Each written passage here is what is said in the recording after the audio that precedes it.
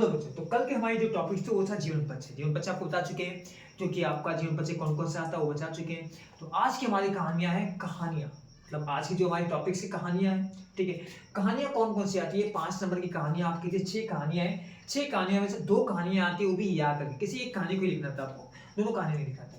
पहले है पंचलाइट। पंचलाइट के बारे में आपने सुना होगा, बहुत पढ़ाई जाती है। जहाँ एक गांव होता है जहाँ 52 टोरी के लोग होते हैं, जिसको फरीसनाथ रेणु लिखा है, डॉक्टर फरीसनाथ रेणु जी ने लिखा है इसको। ठीक है, इसको भी पढ़िएगा। फिर आती है बहादुर।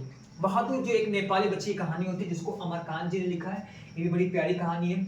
तीसरी आती है लाठी। लाठी कप्तान जोशी वाली कहानी को आपको पढ़ाया गया होगा, जहाँ उनकी बेगम होती है और उनकी बेगम होती है, उनको लेके कहानी चलती है, जो बहुत ही बीमार होती है। इसको लिखा है शिवानी जी ने। ये भी पढ़िएगा, बड़ी अच्छी कहानी है। चौथा जो है खून का रिश्ता। ये बहुत प्यारी कहानी भी है, क्योंकि इसमें भाई और भाई के रिश्ते को दिखाया गया है कि एक फैमिली में कैसे खून के रिश्ते पर विश्वास होता है। उस विश्वास को भीष्म साहनी जी ने लिख के लिखा है।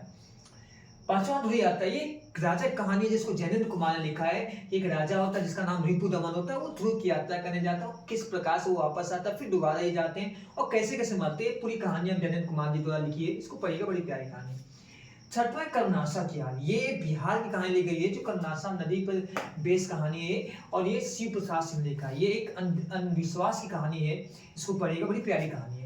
इन 6 कहानियों में से 2 कहानी आती है या करके आती है, आपको लिखना रहता है एक ही। जैसे मान लीजिए पंचलाइट, या तो बहादुर, या तो बहादुर, या तो लाठी, या तो लाठी, या तो खून का रिश्ता, या तो ध्रुव यात्रा, या तो कर्नासा। मतलब 2 कहानियों में से एक कहानी आपको करना रहता है। पंचलाइट डॉक्टर प्रसन्न देवी जी ने लिखा है। बहादुर अमरकांत जी ने लिखा है, बहुत ध्यान से लिखिएगा, बड़ी प्यारी कहानी बहादुर की है।